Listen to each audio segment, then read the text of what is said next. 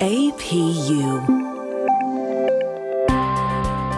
American Public University is proud to present The Everyday Scholar.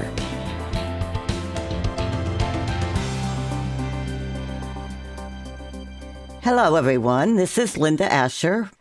Today, I am pleased to welcome Dr. Bob Barrett. Dr. Barrett is a full professor at American Public University in the School of Business.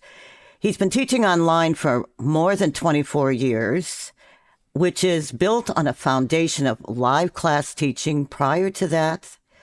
And important for today's discussion, Bob lectures nationally and internationally on the topics of artificial intelligence, crisis management, knowledge management, strategic management, and intellectual and human capital.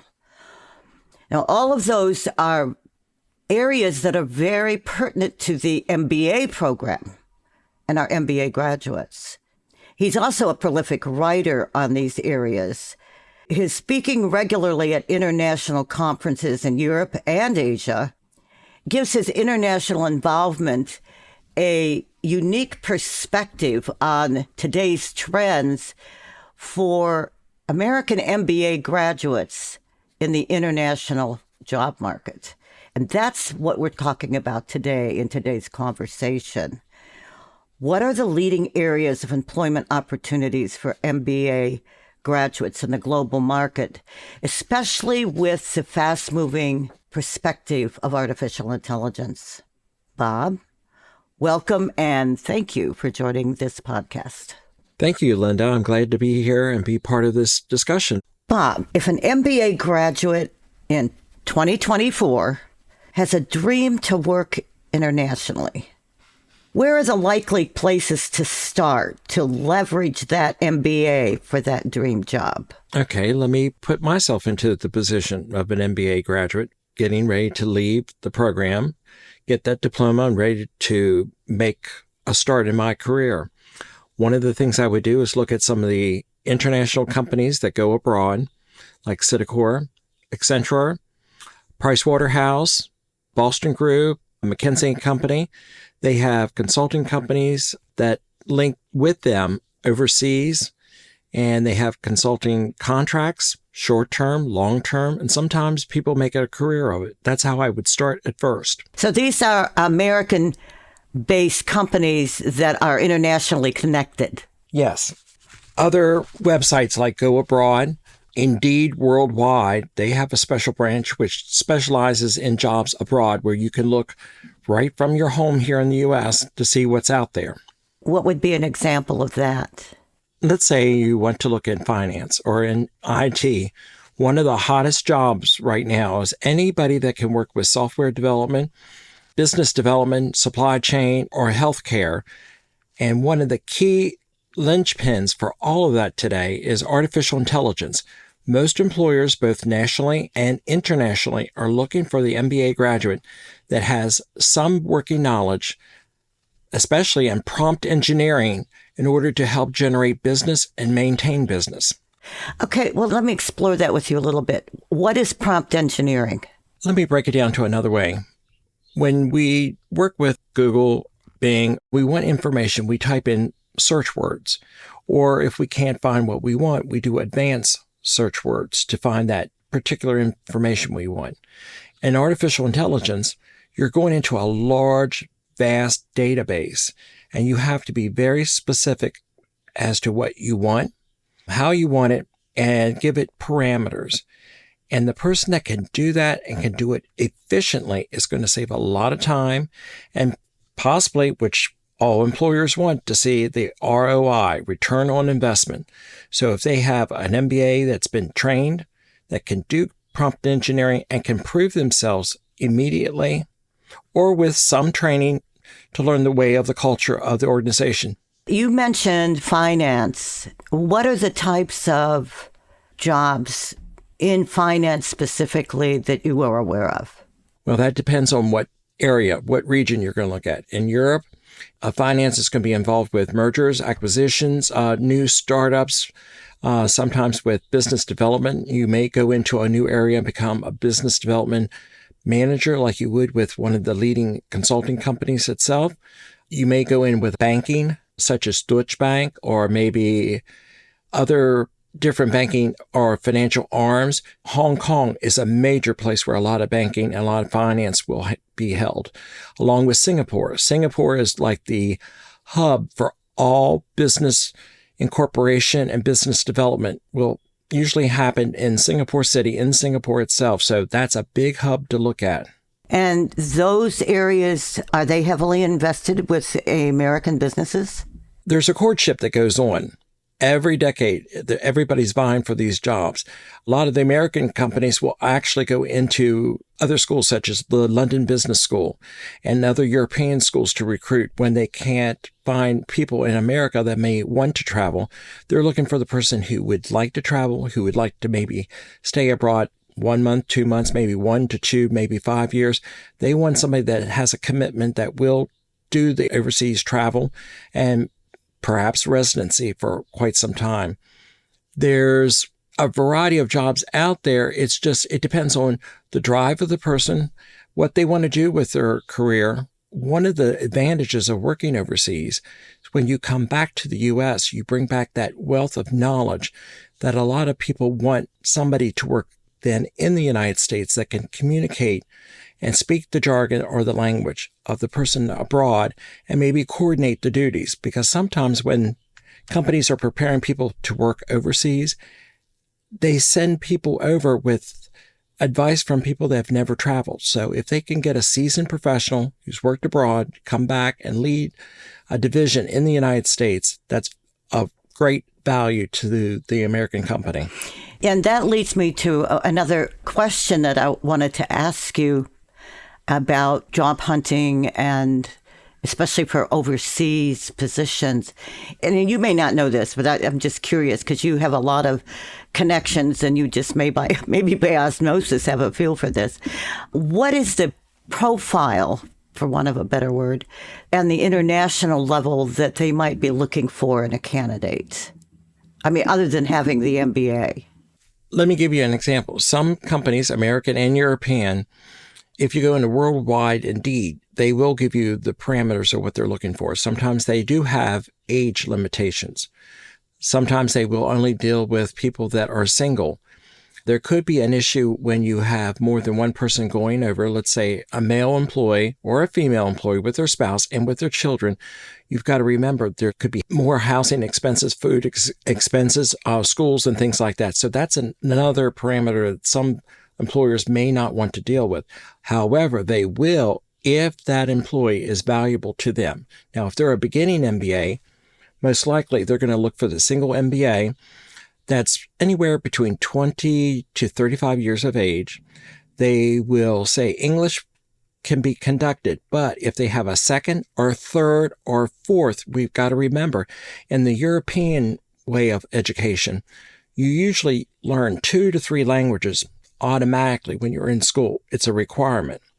In Asia, it's a growing change right now to have more and more English as a second language than ever before. So a lot of Chinese families and Japanese families will hire outside tutors or send their children for the days off from regular school to go to English-only school. So there's a big drive right there. They also want somebody that's internationally oriented that will be able to adapt to the local culture and customs. Worst thing that you can do is send over somebody who cannot adapt. Let's say going into a different religious background, a different political system, different cultural way of handling things. If you go into Europe, there's certain countries in Europe where everything is shut down on Sunday.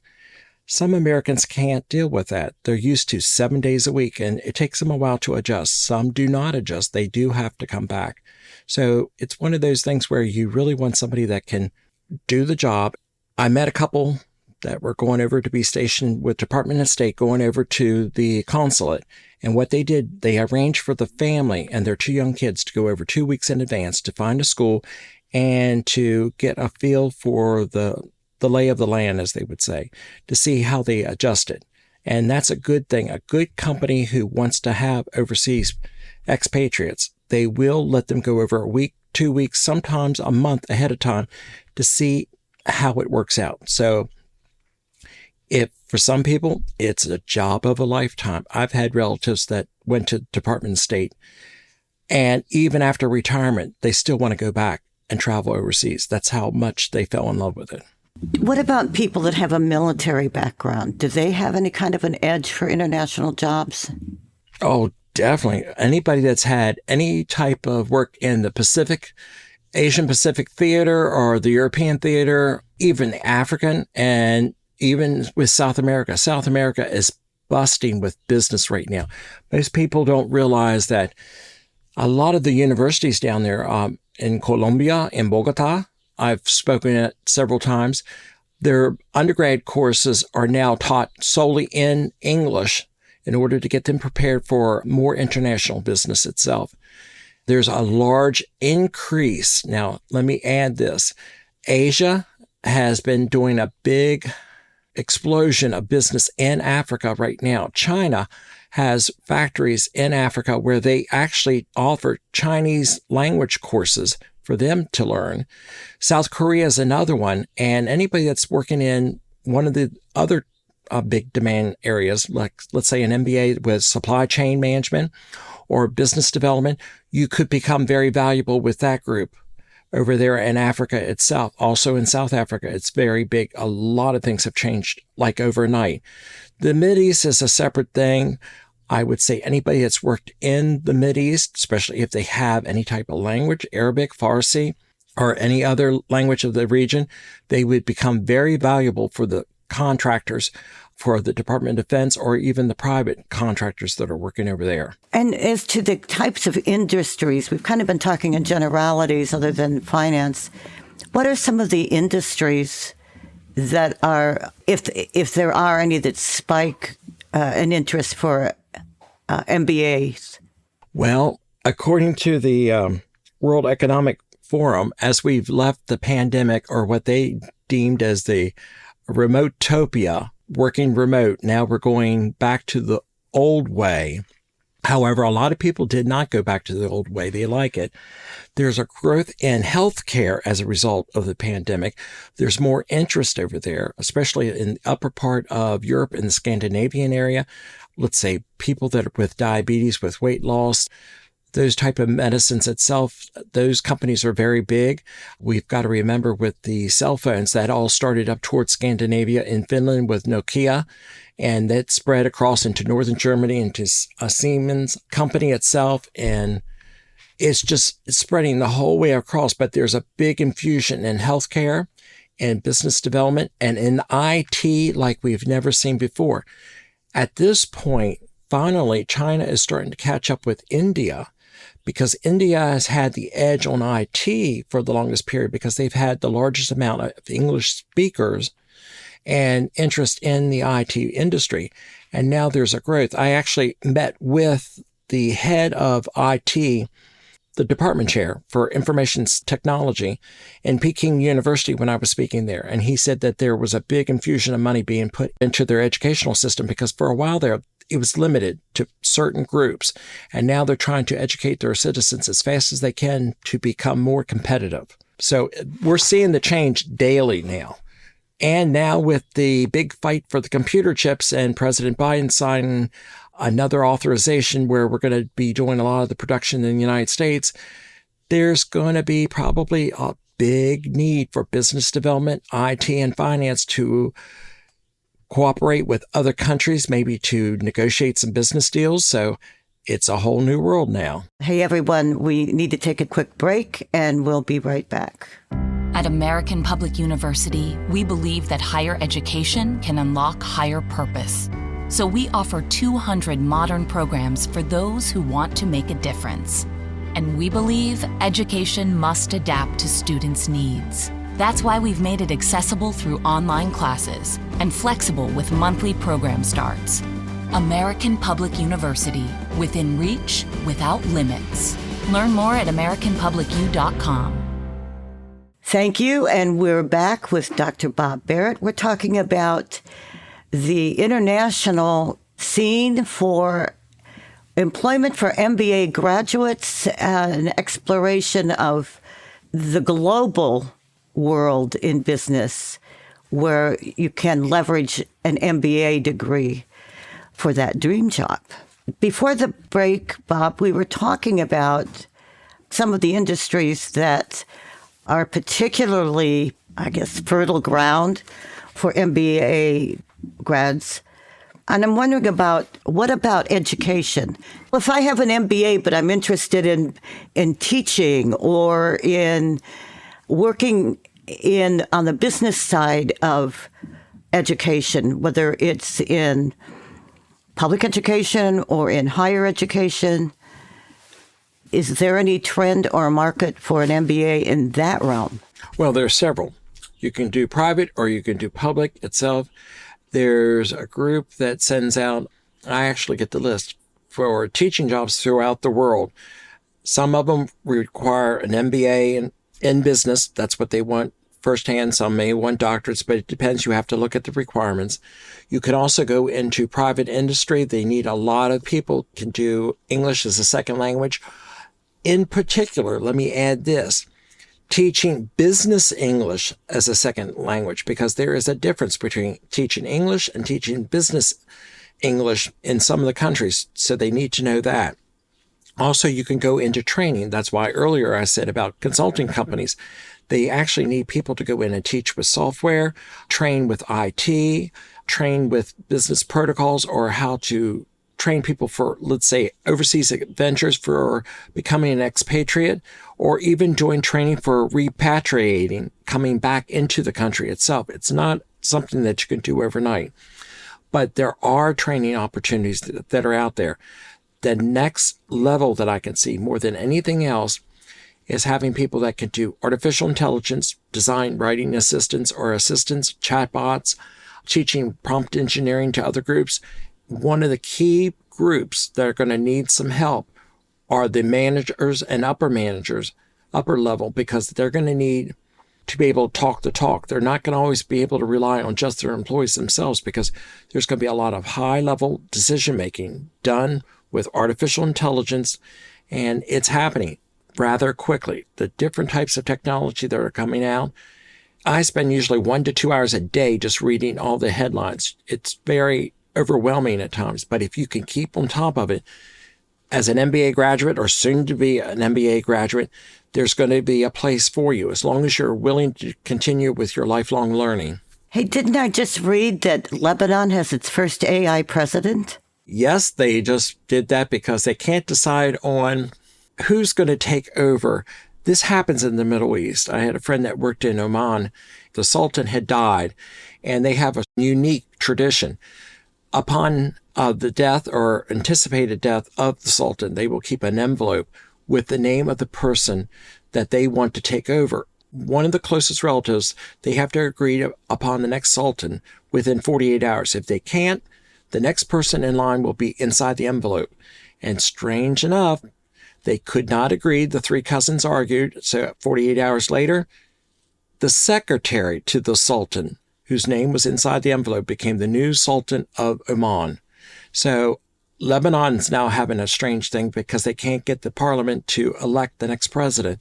So they may have to go through another system. So to keep order, they've got like an avatar representing the president or the person in charge right now. So that's what's happening. The first artificial intelligent president. And it might not be so bad. So if people need information, they get it from the avatar? I mean, the avatar can't make decisions, can it? The avatar is going to have information that's fed into them just like a chatbot for right now. They may have a pre-recorded information. For example, how many, let's say, heads of state do pre-recorded sessions ahead of time, even like podcasts? They have it done ahead of time.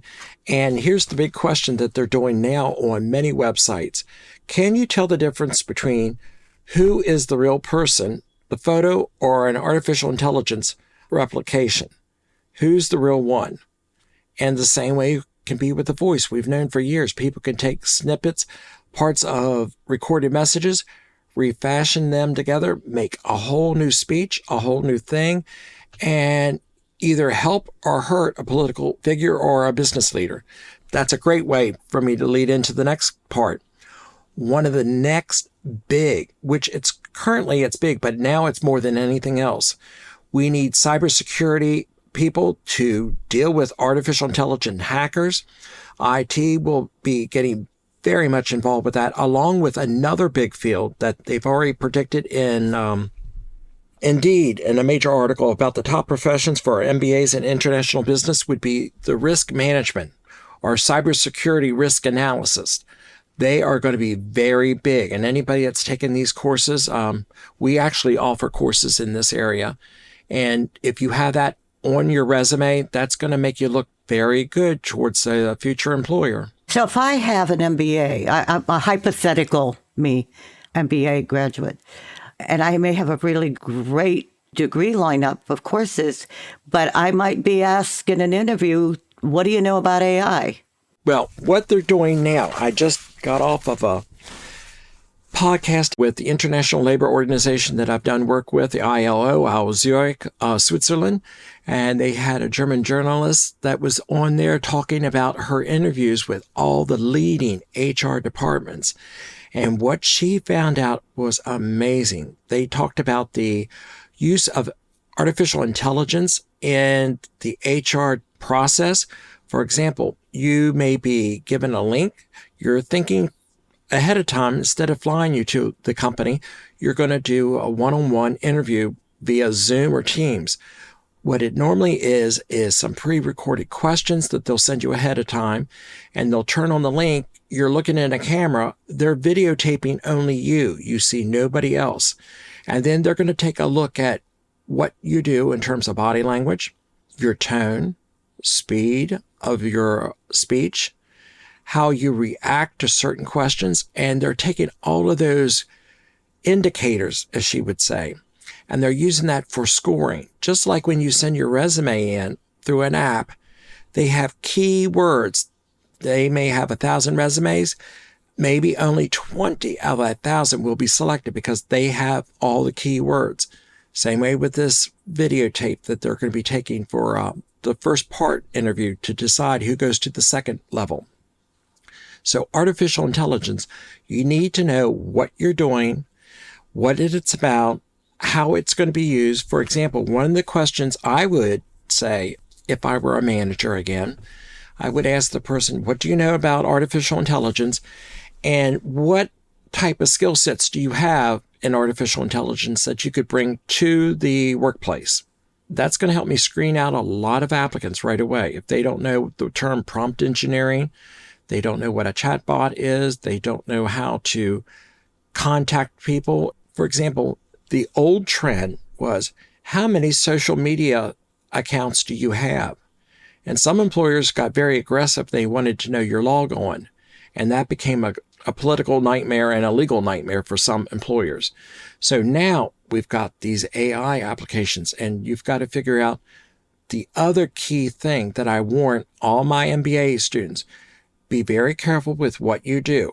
If you're going to use AI, especially with a resume, be truthful, because your sins will find you out. They will find out if you're fluffing and stuffing your resume. So be very careful. So you need to know how to use AI ethically.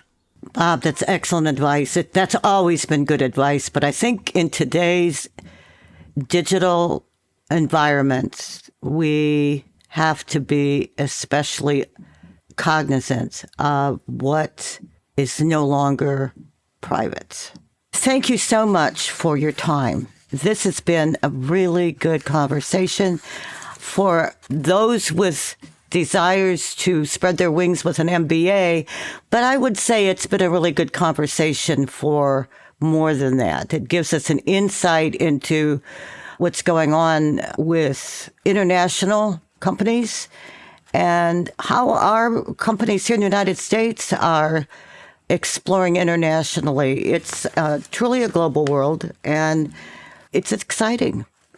So thank you, Dr. Barrett, for sharing your knowledge and experience. We really appreciate it. Thank you for the opportunity. Everyone, this is Linda Ashar. I've been talking today with APU professor Dr. Bob Barrett about international job trends for MBA graduates. Thank you all for listening. For more information about our university, visit us at study@apu.com.